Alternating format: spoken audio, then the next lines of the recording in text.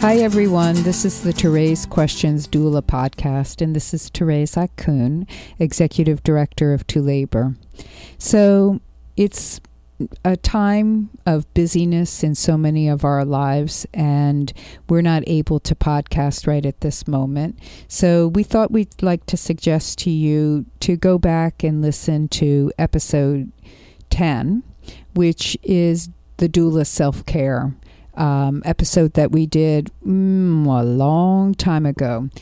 Doula self-care is something that's so important, and I think so many who are doing birth work are neglectful in giving the kind of care that you need to give to yourself in order to be able to serve clients, your family, your life in a really healthy, holistic sort of way. So we hope that you will take some time, especially right now in this really busy season for so many. The end of year just is busy, not only with holidays, but work seems to always come to certain standstills or completions, schools, all sorts of different things.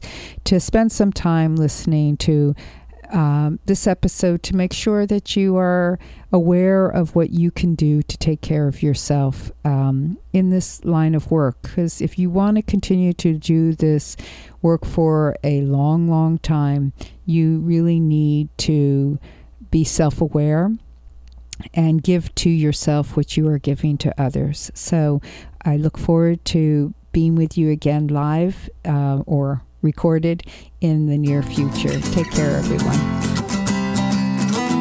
Welcome to the ToRAISE Questions Doula podcast, sponsored by ToLabor. I'm Sarah Allen Short. This is Thérèse and Sarah. Hi, everyone. Hi, Sarah. Thérèse is the Executive Director of ToLabor. Today we're going to talk about boundaries and self-care for doulas. This is something we get a lot of questions about. Thérèse is actually taking my picture right now, and it's really distracting me, so sorry about that. I guess we're going to try to post some pictures of our space that we record the podcast in. Kind of cracks me up because it's the least birthy space possible. We have a very, very generous friend who he has a podcast studio set up in a warehouse. And it's cold and it's bright and it's huge and there's like 20-foot ceilings. And I keep thinking, although we do have a little heater with a little fake fireplace But here. you know what it says to me, Sarah? It's just like birth. It doesn't really matter where you give birth as long as you feel safe in that environment. That's and here true. we are. Here we are. I just always think about when we talk about posting pictures, it's like the least calm, relaxing space. Although I have to say we so appreciate the equipment and the space. It's been really great. Yay, Matt. If we had to do this from scratch ourselves, this never would have happened. No. If we couldn't start off. I want to say before we get started, please help us spread the word about the podcast. Please tell your friends and doula colleagues about this. And please, really, we're going to ask this repetitively. Please, we get lovely, wonderful feedback and comments that come to our email address, and we will respond to those, and we love it, or it's on our Facebook page. But we're asking also for you to post them on iTunes, just because it will help us be found more, the more positive comments, and so it works in our benefit if those lovely, wonderful comments are public instead of just to our email. Yeah, absolutely. But yeah, and also, we'd love to get feedback. If you want to email us and tell us what you like or don't like. We got a great email this week from someone who was saying, she just wanted to make sure that privacy was being respected. Right. And Thérèse mentioned in the last podcast that we often mask names or locations, especially if the person asks us to. But sometimes if the person doesn't even clarify, we love to take calls, but we want to be very conscious. If you're a doula calling in with a question, we want to be very conscious that it's not too identifiable, that who your client is, and we want to make sure you're comfortable with that. But we would love to take more calls. So if you have a question and you'd be willing to let us call you, just email us your question, and we'd love to call you and include you, because I worry that people get sick of hearing just my voice. And also, and again, this goes right, I'm probably redundant on this, but if you want to talk to us, we don't have to say your name or where you're from. So we won't identify you. I think the person who called in had some concerns that, especially in really small communities, if you say, hey, I had this client with this terrible doctor and a failed VBAC, that everyone knows who that is. And I could totally see that. And we are huge, if anybody has taken the workshop knows this, on confidentiality. Yep. So please like us on Facebook. Please connect with us on Twitter. We're at 2 Labor Doulas. And please leave us a review. We've got a couple of really great questions this week from a bunch of different doulas, all related to the issue of boundaries and self-care. And I was going to just ask them, but then I thought we should just do a whole episode about boundaries and self-care. And maybe we will end up doing 10 episodes about. I think it'll always be part of the topic. It's a huge, huge issue. It comes up again and again with my doula friends. So what I'd like to do is I'm going to read the question about boundaries, and we can talk about that a little bit. And I think it sort of blends into self-care a little bit. And so I'm thinking they will fit together, but we'll see how it unfolds. Yes. So this is a question from Michelle in Oregon. My question's about boundaries and when to draw them with clients. For background, I've been in a situation lately with a mama with more needs than I have felt equipped to handle and not enough support from her own family. But I have been starting to feel responsible and starting to feel consequently resentful. Along the lines of, I have my own family and she doesn't have time to take care of this woman as much as this woman needs to be taken care of. How do we as doulas set and draw boundaries while also maintaining professionalism and not upsetting people? So that's her question. And that was a little halting and poorly read. I think this is huge. I think this is really huge because I think the type of people who are drawn to doula work are kind, caring, loving people who want to help people. And so when you have a client who is getting a divorce, and this happened to a friend of mine, she has 3 children and she's pregnant with her 4th, and she's getting a divorce and she's moving and she wants help moving and she wants help with meals. And she calls you and she's telling you about all these things that are happening as part of just a standard doula support call. It can be really hard not to say, well, I can bring you a meal, or I can help you come unpack a box or whatever. That's on the extreme end. I think on the less extreme end, you have people who have severe postpartum issues that need more help and attention than is really within your scope and within your contract. So talk a little bit to me about boundaries with clients. These are women that you grow to care and have great concern about, but you do have a professional relationship. Well, I think that's what it all comes down to. And I've started making this more and more clear. The more doulas there are out there, I feel like it's just so important. This professionalism really comes down to being a professional. And so you'll have to bear with me before I get to the grit of this, but this is the foundation of the answer, which is this is a job and this is a profession. This is a job and this is a profession. And you are absolutely right, Sarah. Most of the people who are drawn to this work, male and female, are drawn because they want to help. They see the essence of this work as that support, that compassion, that heart, that soul, everything that I believe in, and that what we try to instill during our workshops and such. But on that vein, then we'll come back to boundary lines. It is a professional job. It's a profession. We must be professionals. And that's why, for instance, with 2 Labor, we strongly tell you during the workshop and at the end of the workshop, when you are going to be identifying yourself as a doula from now on, your business card should say professional birth doula. And I want that said for the 2 reasons, so that the outside world will respect us for what this is, but very importantly, that the doula herself will realize that's what I am as a professional. So when the lines get blurred, it seems like they get very blurry. Well, I've become so friendly with several of my clients. Of course. Friendly is different than immersed, like Michelle is having this issue with her client. What has happened is that Michelle, and I say this with utmost respect to you, that you care too much. You are too invested in the long-term outcome of this person's experience. And how do you turn that off if that's who you are?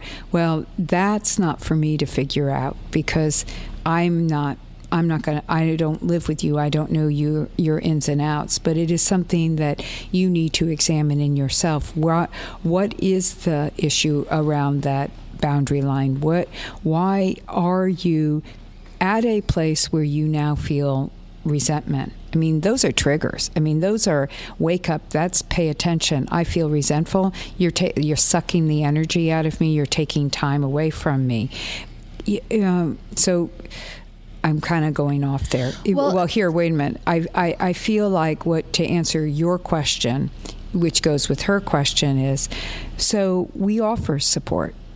Okay, but right from the moment we meet our client, we should have a contract. Okay, and I know for a lot of people it's like, really? Contract? Well, they think about that as more of the security for money. To me, that's a no-brainer. That's part of it. It's really to be conscious and set forth those boundary lines right there. Here are what the services are that I offer you. Here is the times that I can be called. Here are the times that I will be on call for you. Here is when my relationship will end with you as well. And that's what most contracts are about and what they should be. So if your client is clear right from the beginning that you're a warm and lovely person, that'll come across, but that you also take this job seriously, that you understand that there is a boundary line here. Think about going to other clinicians. I was just thinking that's what we have to think of. This is the important. I was thinking about going to your pediatrician and asking them to help you move or make you a meal, or something like that. And, I get it. Doulas are like, well, we aren't pediatricians. No, we aren't. But we can role model ourselves after all of the helping professions. Social workers know this. You don't think a social worker deals with this more than we do on a daily basis? Well, so I think there's really two angles of this. So one is where we offer, where we shouldn't, and I have been guilty of this. Absolutely. You're talking to someone, they don't ask you for anything. You're talking about something, and they're saying, help you. This is so hard for me. I don't have a way to get to my prenatal visit. And you go, I could come pick you up and drive you to your prenatal visit. Mm-hmm. So there's the offering, and we need to tell ourselves, decide what our scope of practice is. And maybe you don't mind driving people to appointments. But if you don't do that, then don't do that. But the second thing is, and I would like some practical tips from you or practical ideas here. If someone says to you, there are the people who would absolutely ask their pediatrician for something, inappropriate, a job recommendation or something. There are people who themselves don't have boundaries. And so you have someone who themselves has no boundaries, and maybe they are incredibly stressed by a life situation that's compounded by pregnancy and birth. And they ask you for something that's really not. Well, I think they ask you to babysit, or they ask you to bring them a meal, or they ask you, or they're complaining about something at such great length that you feel that they are implicitly asking you. What do you say as a caring person where you don't want to? I mean, that was part of Michelle's question, is remaining professional but not upsetting people. Yeah. So I assume that in her situation, she's being asked. Yeah. Again, I sound so cold, and no one would ever think you sound cold. I feel this is such an important understanding that needs to be had, that if somebody is asking for babysitting, rides to the appointments, help with, whatever the next thing would be that they ask for, yes, we have to pause for that moment and think, okay, can I do that? But more importantly, I think, is why am I doing that? what is making me do this right now? Is this something I really want to do? Is this something I feel obligated to do? Is this in my scope of practice? Is this in my contract? Is this in my agreement with this person? So really, a response. We're so sensitive to other people that we forget to be sensitive to ourselves. And that's what always stands out to me. It's giving that caring to somebody else that we don't give to ourselves. So how about, that's not within my scope of practice. But what resources, who do you think is in your circle that you could call upon? Not I can call upon, but you can call upon. Is there an agency that we can figure out that might be able to offer support in that manner towards you? Are there family or friends that you could call upon? Or perhaps we could look into connecting you into some other resources, a mother circle or something where you can make these kinds of connections. But we do not, I stress this a lot, we do not have to be the end-all to end-all. Matter of fact, I say this again with utmost respect, and also to myself, who has been totally guilty of this numerous times in my life. Sometimes it's just our ego. We think, I can do it. Well, I can do it. I was talking with a friend lately who was recently in New York, who was in a situation like this, and a midwife said to her, you don't have to rescue this person. No, it's that's not it. Your job to rescue them. That's it. And she found a lot of comfort in those words. Well, yeah, because here's the thing. Again, I stress this a lot, and Sarah, you know this, and anyone else who's familiar with me. The role of the doula is not to make that or imply to that doula that they should trust us more than they trust themselves, or be dependent on us more than they can depend on themselves. Because in the end, we are trying to help them be empowered, not only woman, but parent. And so where does it end? If it's here now that you are constantly on, beck and call of that person during the pregnancy, the labor, the birth, the after, labor and birth, yes. When you're with them, you're with them. And then postpartum, you want to be a part of it. Pregnancy, you got to be a part of it as well. But not 24 hours a day, 7 days a week. That's what you should be reserving for your own life. And at the end of the shift, the end of the relationship, you are done. And that doesn't mean you can't be kind and friendly, but you have to. I learned this very early on. I had one mama in particular who I just thought she was an awesome person. That never has changed. I still think she is a lovely person, but she was an incredibly needy person. She needed lots. And I was kind, and I was doing my work with her, and I didn't understand the boundary lines, I don't think, well enough myself. And I thought I was just doing my job, actually, but she kept taking it further and further, to the point where, she, after her baby was born, the calls that would come, and it wasn't postpartum depression, it wasn't anxiety, that, we again want resources for those people. It was more like she just was dependent on me. Right. And I had to finally say, I was very clear. I think I was very nice about it, but I just said, it is time for you to start making these decisions yourself. I trust that you know the answers to those things, and that what you've been doing is using me as a sounding board. But I trust that not only are you capable of this more than I am, because it's your life, but that there are other people who will be walking with you for the rest of your time that you need to reach out to now. And she said, okay. That's a really great way to put it.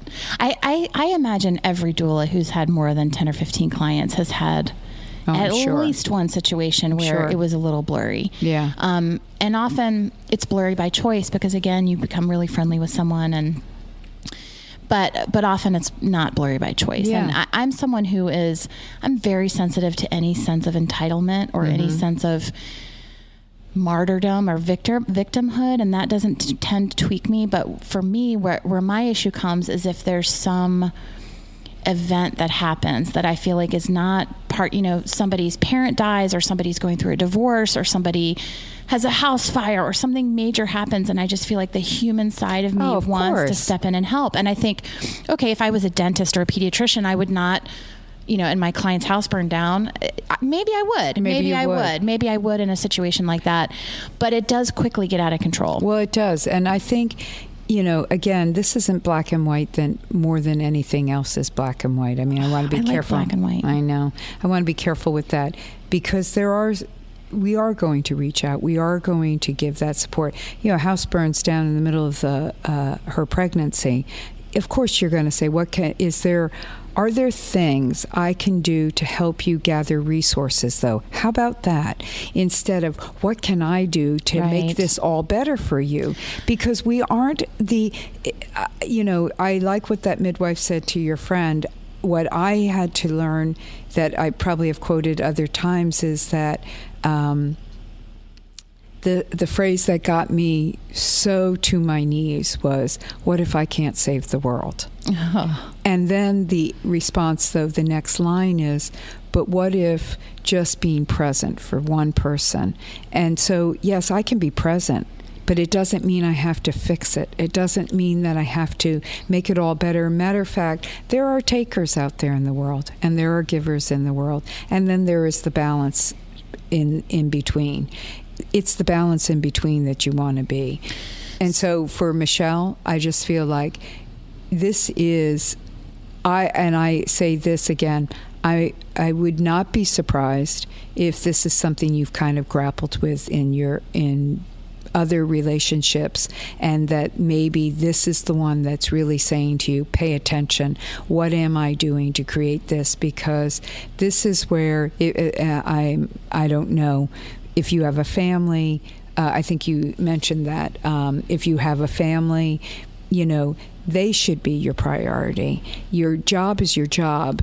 And this is where I think doulas get really confused, and I think midwives can get confused in it, and especially in more of a home birth kind of environment, even more than in a profession, in the hospital settings, where the client becomes too dependent on us, and the doula, the midwife, so I'll just speak about doulas, becomes too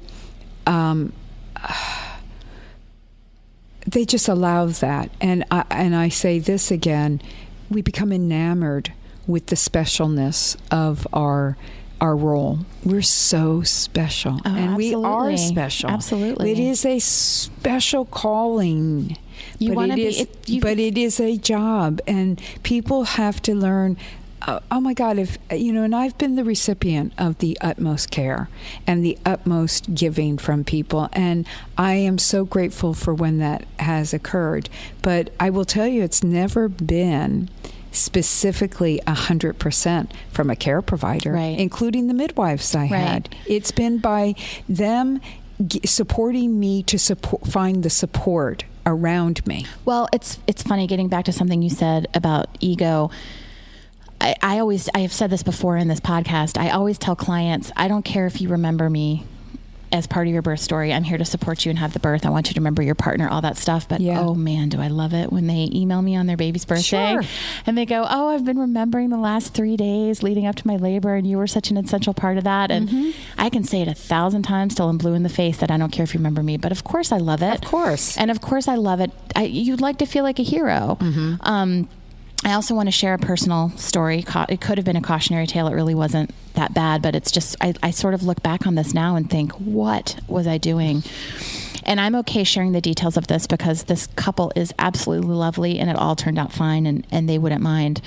And it also was all driven by me. So I had a clients, a man and a woman, pregnant. They were students on student visas. They had no money. They had no resources. They had no family. They had no nothing. And we just hit it off from the very beginning. They were very, very dear. And they had been away on a summer internship, and they moved back, and she was 38 pregnant. Have I told you this story? Mm-hmm. She was 38 weeks pregnant, and they moved into their house, and it was completely infested by fleas. And she called me one morning, and she said, we spent the night in our car last night because I can't sleep in this house, and I don't know what I'm going to do because I'm 38 weeks pregnant, and the landlord's saying they won't give their money back.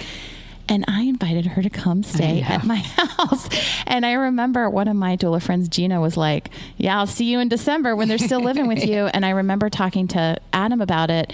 And the funny thing is, at the time, I'm listening to me telling the story now, and I'm imagining other doulas hearing this and thinking, oh my God, that was so inappropriate. And all I can say is that it came from a genuine place. Sure it did. And I was very lucky that they did not ask me. They were not hinting. It was like they had a car full of stuff, and she was like, due any minute. And I just was like, you can crash at our place for one night. And I was pretty clear about that. Mm-hmm. But I already knew that if it turned into 2 or 3 or 4, it was going to be really hard to get rid of them. Right. Mm-hmm. And it all turned out fine. They stayed for one night. They were amazing. They brought us all this food. They brought my kids gifts. But I think about it in retrospect, and I think, would it have been better if I had said, oh, I'm so sorry, this sucks so much. Let me help you find resources that will help you, or places to stay, or whatever, instead of just like swooping in and rescuing them, which felt amazing to be the person who did that, And I remember her mom came to visit him. She was like, you're their angel. And I ate it up. I loved it. Sure. But it was really inappropriate. This is when I was a very new doula. But you know what? I will say that there's a lot of doulas right now who are, you said they're listening going, oh my God, why would you ever do that? I'm pretty sure there's a lot of listening thinking, way to go, Sarah. Yes, I would do the same thing. What's wrong? Why are you guys saying that this is wrong? And this is a conscious choice, then, what I want to put back out there. You have to make a conscious choice on what your boundary lines are. If you are comfortable opening up your home on a regular basis, opening up your life, going way beyond what I am talking about right now that I feel are professional boundary lines, then far be it for me to be telling you to quit doing what your heart is telling you.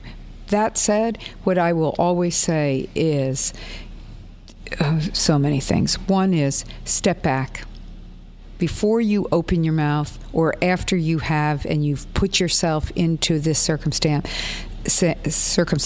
step back and say, why am I doing this? And what is the driving force behind this? And if you can, try and look at the long-term effect of this and what you're setting up. And second, if you have a life, which most of you do, I hope, other than doing doula work, whether it be family, job, friends, relationships of all different kinds, am I giving more to this than I am giving to my life?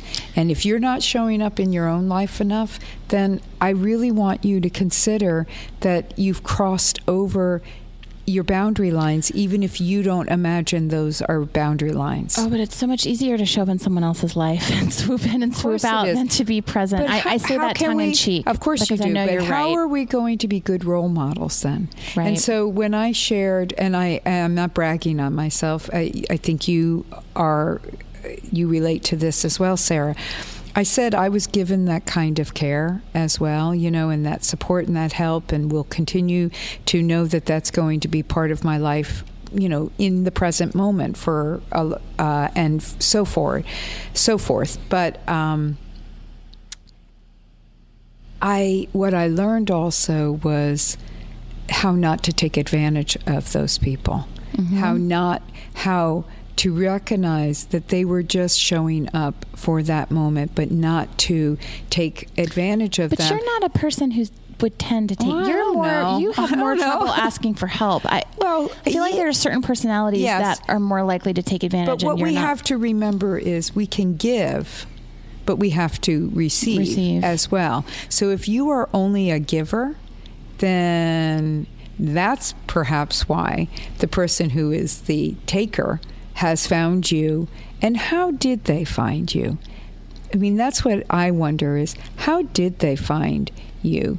Was it by sheer accident that you suddenly realized this person, and I'm speaking about all of these circumstances, is, your client? Or was it because you offered to become this person's doula, or negotiated no price, or, I'll do whatever it takes to help you. I'll move forward, in any way. Yes, you need a better circumstance than what you have. I mean, then no wonder the taker is going to the giver. Because you gave right from the very beginning. And I know that's not always the case. Sometimes it shows up in the relationship. Right. But again, Sarah, I just want to stress, and this is to Michelle as well, if this, you'll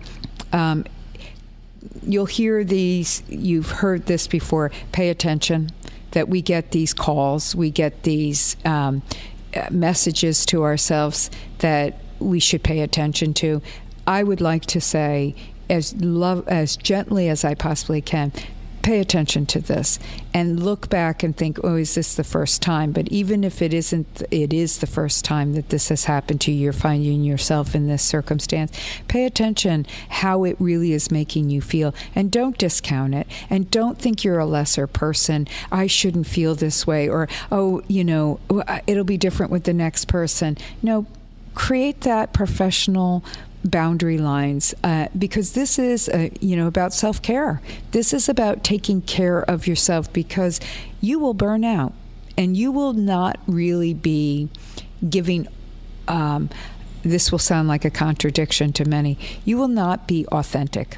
You will not be giving from the pure and right space. You will be giving because you think this is what you're supposed to do. This, and now I'm doing it, or you're obligated to follow through. So, with this particular person that you gave as an example, I don't know if the relationship is still going on or not, but you need to have an honest talk, like, I appreciate what's going on in your life, but there are things that are going on that are drawing my needs, my attention to my work and to my family, and I will be happy to help you encourage you to find those resources, or I can give you a list of resources, but I need to move forward. I have other responsibilities. And that doesn't make you a bad person. That actually makes you a really good teacher for how there is a time and there's a place, and now I'm done. And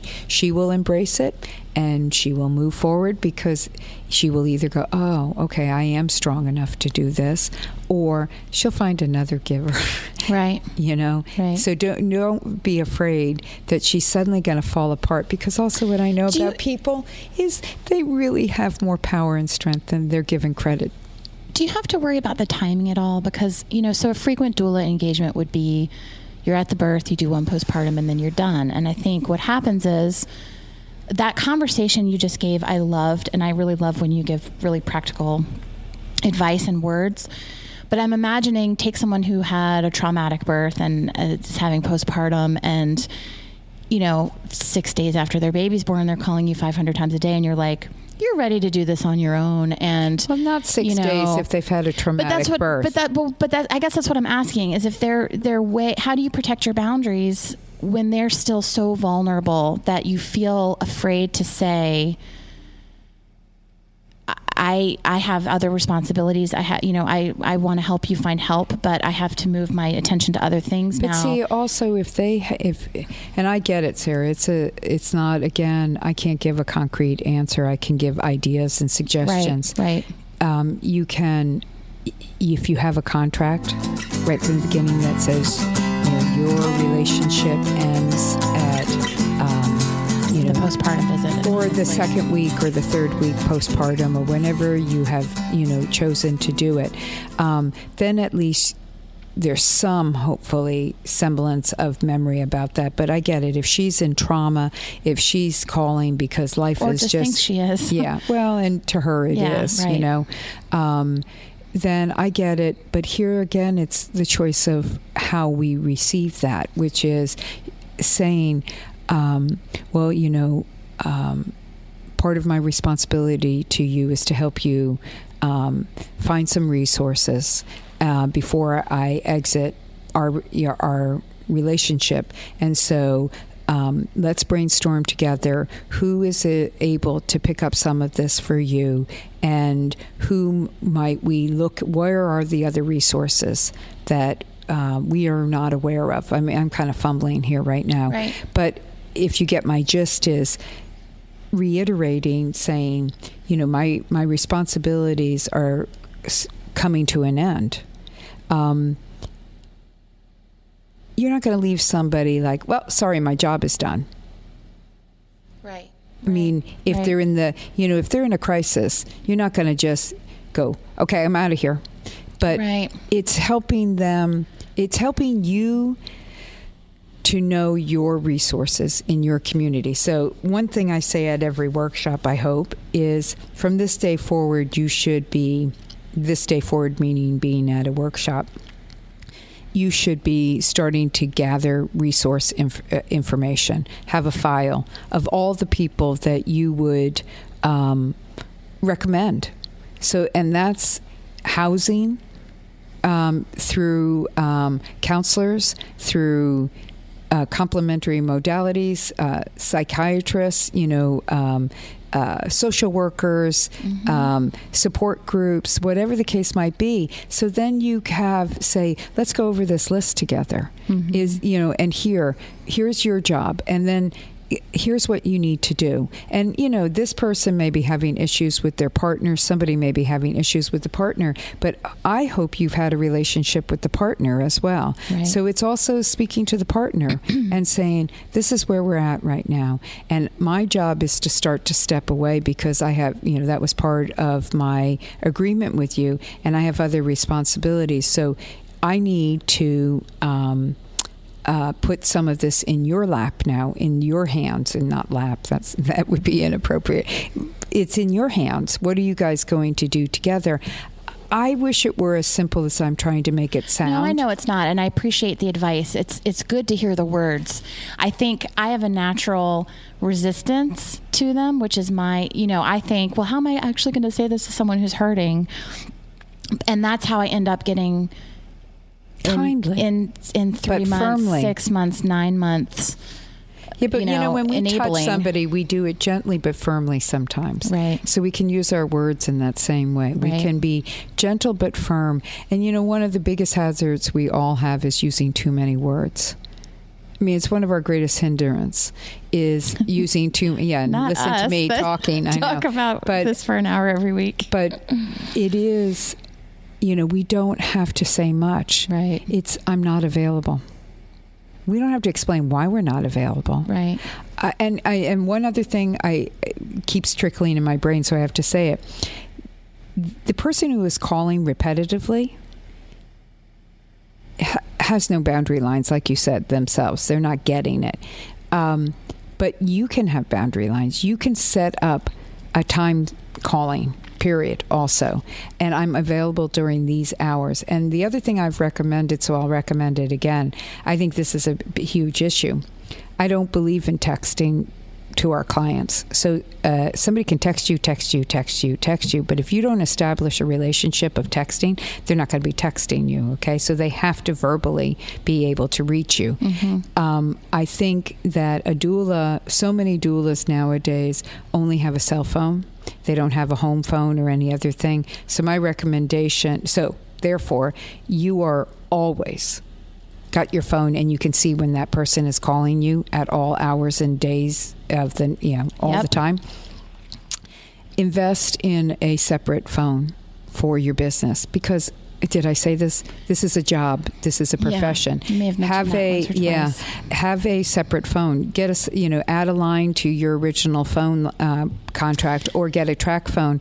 And then that number is the number that your clients have. And when you are on call for them, you're keeping that with you during that 2 weeks before, the 2 weeks after period of time. There's also a way that you can assign certain ringtones and certain... Yeah, but I think even that, you want, I get it, but you still, here's my point. You still see it and your blood pressure rises. Yeah, if you are not on call for that person, and you have established that I take calls every day between 4 and 8 o'clock, or 9 to 11, and 8 o'clock to 10 o'clock at night, or what, actually have the hours, like, or if you want to be bold, 9 to 5, but not in, and maybe for some of your clients on the, whatever the case. If I'm on call for you, it's 24 hours. Yes. If it's not, then you leave that phone at home. Yeah. You don't put it in your pocket. So if you have a separate phone ring for that person, you still know they're, and you'll be like, oh, I should call them. Well, if it's, and to answer this question that some of you might be thinking, if it's a true emergency, they should be calling their care provider. We always want to be available as best as we can, but you have to have a life outside of your job. Right. So that was great. Thank you. And I hope, I'm interested in hearing, I think when this podcast posts, I would like to start a conversation on the Facebook page. I think we should, because I think that I probably have triggered some positive responses and some not so positive, because like I said, and please, and Sarah knows this, I'm not a mean person. I just am trying. She's like the meanest doula ever. I just want us to take care of ourselves as well as we take care of the people that we are caring for, and I think we don't. And put your own oxygen mask on first. Right. I think we need someone like myself to remind us that we need permission to be firm but gentle. We are looking for podcast sponsors. ToLabor has been sponsoring this podcast to date, and probably will continue to. Absolutely. Yeah, but there are some costs associated with our awesome editor, Adam. Thank you. Shout out to Adam. Yes, Adam. And several other people that work on this podcast in various ways. There's some costs associated with that, and we're being approached by advertisers, and we'd love to have as much control as possible over that. So if you're interested in advertising with us on the podcast, and you have a product or service that you think we might be willing to endorse, that would be interest, of course, to doulas. And other birth professionals. Mm-hmm. Please send us an email at ToRAISEQuestions@gmail.com. In the meantime, I really encourage you to check out our upcoming slate of workshops. If you like what you hear here, we're getting comments on the iTunes page. Thank you. Please keep giving us comments. We get emails, we get Facebook messages, saying, oh, I just love Therese's take on things. I love her philosophy. If you like what you hear, please take a workshop. It's the best way to get more Therese. No, I mean, really, I'm joking, but I'm not joking. I think it's a good perspective, and it's a different perspective. ToLabor is a doula training and certification organization based in the midwifery model of care. And we have doula training workshops all over the country. They're 3 days. It's usually Friday, afternoon, evening, all day Saturday, all day Sunday. They are amazing, life-affirming, life-changing workshops. There are 2 videos on our website, ToLabor.com. You can see a little more about our philosophy and what goes on in a training, and read tons more. So please check out a training. If there isn't one scheduled in your city, there probably is, but if there isn't, send us an email through our website, and we'll talk to you about how to get one organized. I think that is a nice segue. I was kind of hoping that Michelle's question about boundaries would segue into self-care, and I think they did. I think I said at the top of the hour that self-care is something we could talk about for a million episodes. So let's just briefly touch on it here, and we can revisit it. We've gotten a couple questions too from Susan about self-care via email. Talk to me about self-care. I mean, gosh, I don't even know where to start. Yeah. I mean, there's everything from how do you eat when you're at a 24-hour birth? How do you maintain your energy? And to what we already talked about with regards to, having office hours, boundaries, I think is a part of self-care. What comes to mind for you when you think about self-care for doulas? I think one of the first things I think about is the emotional aspects of it. Okay. I really do. And I know we just kind of discussed some of that, but I feel like part of the experience of going to other people's life event and being so intimately involved in their pregnancy, their labor, their birth, and for a period of time of their postpartum. And anywhere in there, a doula needs to sometimes have a space to be able to process, the overused word, but process what she's hearing, what she is feeling. And I apologize. I know that there are male doulas out there as well. So just for the sake of all the years that the he pronoun was used, I'm going to use the she for the moment right now, so forgive me. That, doulas need a place to be able to put their emotions. And I think that, I learned from a very wise counselor that I needed to have a space to not carry the weight of everybody's lives on in me. It wasn't just on my shoulders, but within me, that I was carrying their stories. And you never totally not have people's stories in their lives. That makes us, I think, thoughtful, conscientious human beings. But she helped me understand that I needed to be a container with an in and an out. That, I had to be able to receive, but I needed to be able to let it flow through me and then come out and be gone. And it took me a while to understand how important that really was. And it goes to our previous conversation about being too invested in other people's lives. And you do it for a while and you realize you can't. And if it is what you're doing all the time, then I'm sure this is psychology that I'm crossing into, but what void are you trying to fill? Right. That this container has to keep being filled up. So I think self-care of allowing yourself some kind of ritual, whether it be literally, showering as soon as you get home, so you are metaphorically rinsing away the experience. And while you're in that shower, reliving the birth and visualizing that energy leaving your body. For some people, it'll be a smudging, taking sage before they go to a birth and after they leave a birth, and smudging their entire body and their stuff, so that they are releasing that energy. For others, it will be writing it out. They sit and they write about the experience. For others, it will be calling a doula friend. Right, calling a doula. And again, I'm going to stress what I always stress, which is make sure before you discuss it with that doula that it be confidential, that you never take it for granted that somebody is holding confidentiality. And even if it's someone you do trust, I still feel it's important to say, it probably goes without saying, but I want to be clear that this is confidential, even to the other doulas in the community, or to, most especially to other people. Just because we want to feel safe that it isn't going out there in any other way. So it can be to a partner, if you're living with somebody, but we have to be careful with that because of the confidentiality issues. I just was speaking with a doula who said there's no way she will be able to share with her husband because he is so invested in birth. He is so excited about birth, and he is a talker. And he will talk. He loves to talk to people about birth, so he will give examples. So she says it's going to be really hard because she's just starting on this journey, and her husband already is like, so tell me all about it. Interesting. And maybe he should be a doula. Well, I said the same thing, and he could very well be. So it's that fine line of knowing your partner and who they are. And then, when you bring up food and drinks and sleep and such, this is also knowing your own constitution.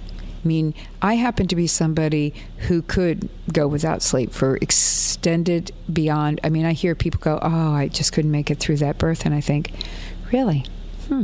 I could. And that's not like, what it made me realize is I must have a capacity to bypass certain things. That's not to say you wouldn't have had 6 children if you didn't. Well, I guess.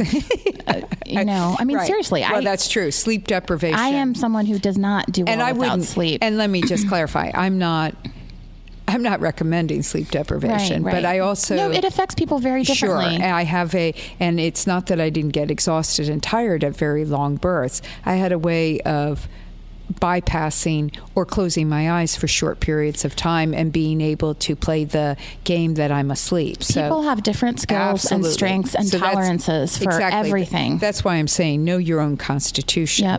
Yep. Not for me to dictate to it, but it is always a recommendation to carry snacks with you. Just like we tell our clients that they should bring some good protein, complex carbohydrate, foods with them to their birth so that they have it in case they need. Before you leave to go to a birth, throw those things into your bag as well. Make sure you have, do not think, well, I just ate dinner or I just had breakfast. Right. Because we don't know how long we're going to be. Hours. And you may be able to leave the room and be able to go get some food down the hallway or in the cafeteria, or somebody could bring you something, but you may not. You may feel that it's not appropriate to leave. So carry those things. You can have set snacks that won't expire in your purse, in your birth bag. But, I do not leave my house without certain foods in my bag before I go. Can you share what those are? Well, for me specifically, it's nuts because they give me, I love the chewing aspect of it. Gives me something. It helps me stay awake sometimes. It gives me fat. It gives me protein. It gives me nutrients, and they are easy for me to eat quickly as well. So I may bring a whole bag full of trail mix, with me, or just separate bags of things. I will throw in often some form of like a banana because a banana is quick and easy and will give me energy. For other people, it might be more, even a cup of soup with them. Right. Or meal replacement bars and shakes and stuff. Yeah, and I think having like a Luna bar, I actually think Cliff bars are much better if you're going to buy one of that brand. They're more condensed and they're I can chew on a Cliff bar for a really long time, and when you don't realize for such a small thing it really is packed full of calories and energy. So whatever your choice might be.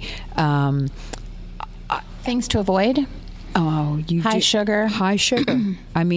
You do not want to be munching on candy during that time. You think it's giving you energy. It's going to make you crash. You do not want to be drinking a bunch of soda. If you are in need of caffeine, I understand drinking a soda, Well, I'm just laughing because the caffeine addict. In your heyday, would drink like 30 cups of coffee. It feels like at a birth, right? Because I could. Yeah, I couldn't do that. But I also, I drank it because I love the taste of it. It really, at a certain point, didn't serve any purpose as far as caffeine. I believe in strongly, and this is a joke in my family's life, I believe you should have a big water bottle with you and then continue to fill that water bottle up. The best source for you is going to be straight water to keep you awake. Water helps us stay awake. People don't like water, so squeeze some lemon in it before you leave or something. But it is taking the time to eat some of these foods with while you're with your clients, and you can be bold about it, or you can just be kind of subversive about it. Go off in the corner and munch real quickly. You don't want to be terribly bold because they may not be liking the smell. They may not be liking seeing you eat when they're feeling like they don't want to eat or they can't eat, which is another topic we could talk about. So, yeah, it's that kind of care. And then when it comes to the long births, again, I know what my constitution is, but everybody is different. So if you are really going down, you are unbelievably tired. I see this as a big question that comes out all the time. What do you do during a labor? If you're so tired, do you lay down and go to sleep? Do you call another doula? I see that question a lot. Yeah. Is it okay to take a nap if the, Right. And so, it's an individual question based again on who you are. But what we have to know is, it's kind of, I guess this comes to mind. Do you sleep? Well, if your client is sleeping, yes, you sleep. I mean, if she has an epidural and she is sleeping, oh my God, the first thing I do is I get comfy real close to where she is. There's usually a chair or a couch, or I have sat up in a chair. I have actually succumbed to the floor, right? Not so a nurse would step on me or anybody, but so that I'm not terribly comfortable. But if you're tired, you fall asleep. Mm-hmm. I fall asleep. I'll sleep as long as possible. And now if you're a deep, deep, deep sleeper, I still don't believe you're going to go totally into that. You'll wake up, but be aware of that, because I know some people are different than me. I guess it was my trigger ears for being a mom too, that I was awakened. But I'm never that comfortable. I'm never that warm. I'm exhausted, but I'm not. You don't usually go into that deep sleep. Take that time. If she is sleeping in between contractions, she doesn't have an epidural, and she is just sleeping, and then she wakes up during the contraction and then goes back to sleep, absolutely. You're right next to her, and your hand is there massaging her, talking to her. You're doing a great job, or just massaging. When she gets the contraction, as soon as she goes back to sleep, you close your eyes again. I fool myself into this nap that I just took is the night nap. The night sleep that I need. And I just keep doing that. Sometimes I get up, it's hard. It's like, oh my God, I'm so tired during a labor. I walk around the room. I start to munch on. That's why I like almonds. They take a lot of chewing. You can't fall asleep eating an almond very well. So I'll eat almonds to make myself stay awake. So when is it time to call in reinforcements? Yeah, well, that's, again, individual, right, Sarah? I mean, you've had to do it. I've had to do it once. Yeah. And what stirred you to finally do it? It was a combination of things. I had two clients. One was 42 weeks, one was 38 weeks, and they went on the same day. Of course. They were the same hospital, same care provider. And the first one I was with for... I think it was a long one. It was like 28 hours by the time the second one came in. And the second one came in, and she was 4 or 5 centimeters. And 2 hours later, she was 4 or 5 centimeters. And the midwife was talking about Pitocin, and it was just seeming like, and I just felt like I couldn't give her what she needed. And she knew my backup. She had taken a childbirth ed class with my backup. So I called my backup in, and the baby was born 3 hours later, and I totally could have made it 3 hours later. But that's what I was thinking I can't make it another 12. Right. I could have made it another 3. But even that, I wonder if I could have, because I'm not someone who does well with a lack of sleep. And driving home that night after, 30 or 32 hours, I mean, the road was like blurry in front of me. Well, it's dangerous. So I say I could have made it 3 more hours, but it was definitely on the line. And my feeling was, less about me and more about, so for this client who was 5 or 6 centimeters, and the midwife was saying Pitocin. So my backup comes in, and she's like, let's walk the hall for 2 hours and put the Pitocin off. And you know what? It worked. And I like to think that I would have had the energy to say, let's walk the hall for 2 hours, instead of just going, okay, give her the Pitocin.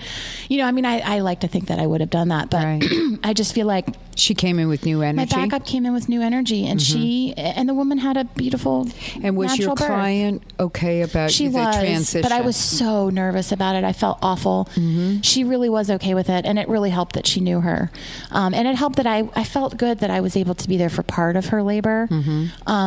But it felt awful. And then it sort of, for me, was a lesson that it was fine. It was fine, and I shouldn't be so terrified to call it backup. Right. Because I hate calling backup. Sure. Because I get attached to the woman. And sure. And when we enter a birth, we want to see it to its completion. It's really hard not to. And so part of me thinks, well, man, if I'd known it was 3 hours, I would have stayed. And part of me thinks, would it have been 3 hours if I'd been the doula?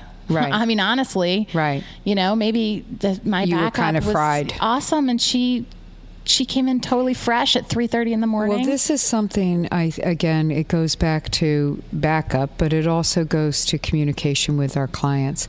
This is something I think that is worthwhile bringing up during prenatal visit. Mm-hmm. The obvious we always bring up is that if for some reason we are not available to be at their birth, that we would have a backup, and that we'd like them to meet them, talk to them however they'd like to do it, just so in case this were to occur, they were at least familiar with this person.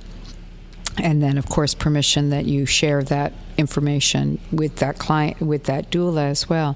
And that you can also say there may be some circumstances, I don't know, this rarely happens, where I am needed at another birth, and if I can continue to be with you, of course I will, but I may need to call in a backup.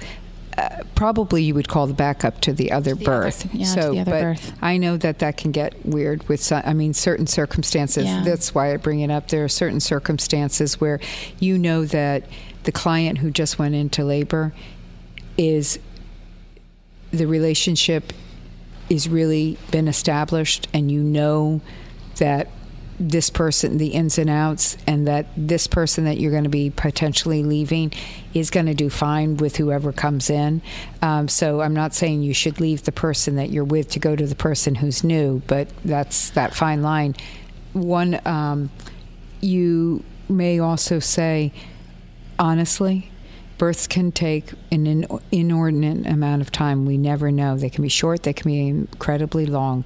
And what I want for you is the best care possible, which is, my full presence and my energy. So I don't know if this will happen, but I just want you to be aware. If it gets to a place in the labor where we agree that you would be served better by new, fresh energy, I will be discussing with you potentially of calling in the backup person, either to relieve me entirely or just for a few hours or whatever while I go restore.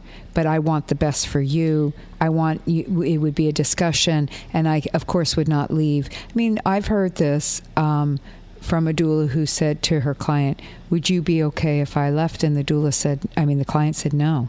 I'm not okay with it. I'm not okay with it. And she, of course, stayed. Right. Because she realized, I've got to stay.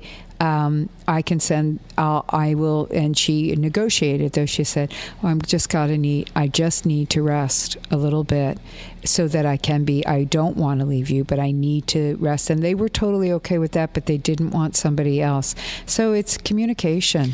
So I have it in my contract that, a line item that basically says I reserve the right. If, for me, it's 24 hours. That's for me when things start to get really hairy. For you, since you're super I don't know stay awake anymore, person, you could have 72 hours, right. But 72-hour birth. I've been at a 3-day birth, but I wasn't there the entire time. It was an induction, and I was getting 4 or 5 hours of sleep in the evening. But anyway, I have it in my contract, but I think it's a good idea. Yeah. Has anybody, but I hate to take advantage of it. Well, has anybody reacted to that? No, and what I say, because what I say is, remember, you're going to have hormones and adrenaline and energy, and you're going to have a lot of things that make you able to work hard for 24 hours and still push a baby out, because I don't want them to get worried or feel like, oh, you're going to bail. Well, I can't bail. Right. And so I say you and me and your partner, we don't have that. And so we, I do and discuss that, but I've only done it the once, and I've been at births longer than 24 hours. Right. It's more a sense of, that first birth I was at probably for a total of 30 that I ended up calling in the backup for the second. But I really, really hate to do it. I was back up for another doula last week. She called me and she was like, I've been up for 30 hours. This woman, I can't tell if she's close. And I said, I'll do whatever you want. I can come sit with her for an hour while you nap. I can take over, whatever you want. And it ended up, things progressed quickly from there. And she really wanted to stay for the birth. We get invested. Of course. Sure we do. And so do the people who we're with. So we really reserve that, like you said, for when it really becomes apparent that we can't function well enough for them. That's how we put it to them also, is that this is my concern is for you. I mean, yes, I'm tired, but I don't know if I can function right now well enough for you. And you can negotiate. Maybe it's just a couple hours. Well, and I think it's back to that ego thing we talked about sooner too. The truth is, I will not work with just any doula. Right. I pick my backups really carefully based on a lot of criteria. Mm-hmm. And they would do fine. Anybody that I trust enough to be a backup honestly would do fine. And it's my ego going, this woman cannot possibly survive without me for 3 hours, for my backup to come in. I mean, so I think that's part of it too, is being thoughtful. Don't pick just any backup. Right. Pick a backup that you really do trust, that you would trust to attend you or your sister or your best friend or your mother in birth. Pick a backup that you trust that much. Absolutely. And make sure, again, that your client has the opportunity to know who that is, that they can speak to them if they would choose to, if they'd like to, or meet with them. And some, my experience a long time ago was I would say that, and they usually say, oh, no, it's okay, I don't need to. I kind of feel like it is important that they have a face and a voice with this person to a certain degree, but we don't push it, but we can encourage it. And the one other thing I want to say about self-care, which is a workshop, is about body self-care also, meaning when you do positions, when you put yourself into circumstances with your clients to make sure that when the birth is over that you can reasonably function. Like when you're applying counter pressure for 3 hours. Yes, Sarah. Hunched over a hospital bed. I use you as an example of how not to do that. What I'm talking about is that Sarah was, the one I'm talking about is leaning.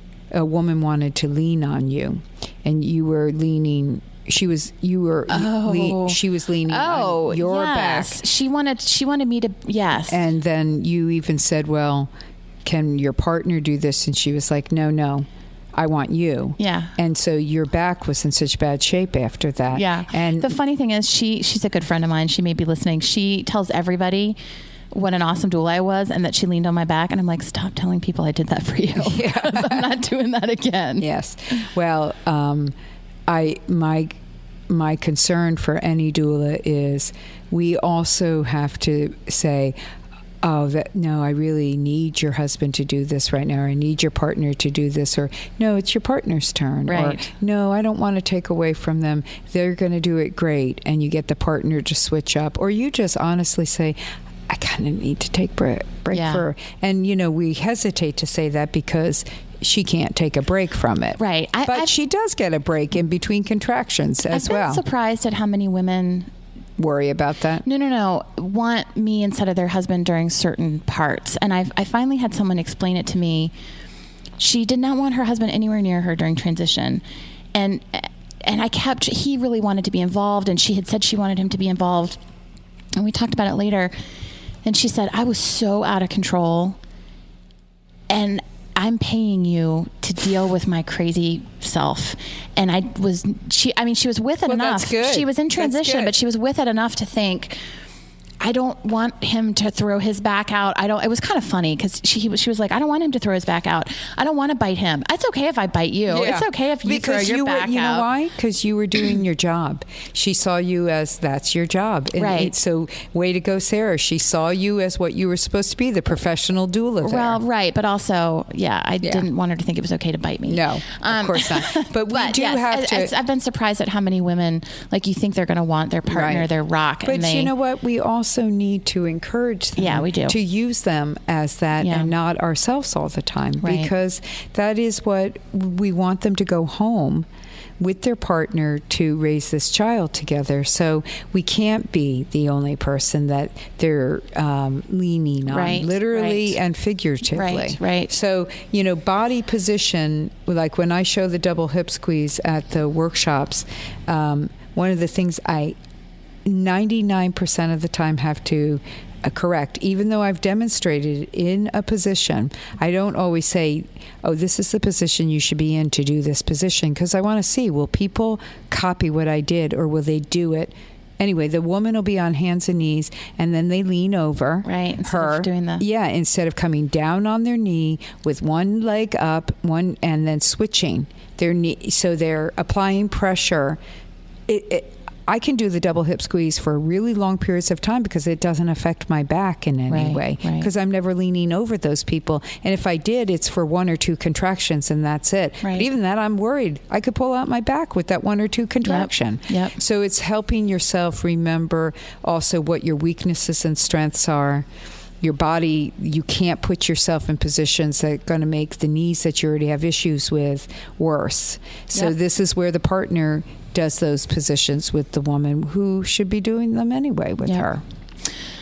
Please give us your ideas for self-care, your rituals, your practices. Let's start a Facebook conversation about it. Thank you.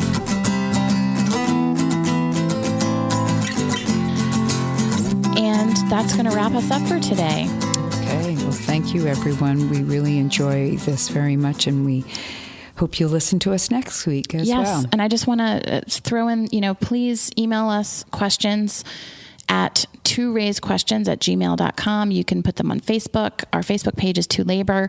Our website is tolabor.com. If you're enjoying the podcasts and getting value out of them, please rate us on iTunes and leave a comment there as well. And please feel free to contact us with any questions or comments, or if you have any information about anything we talked about today that you want to share, please do. Thank you so much for listening, and we'll talk to you next week. Bye now.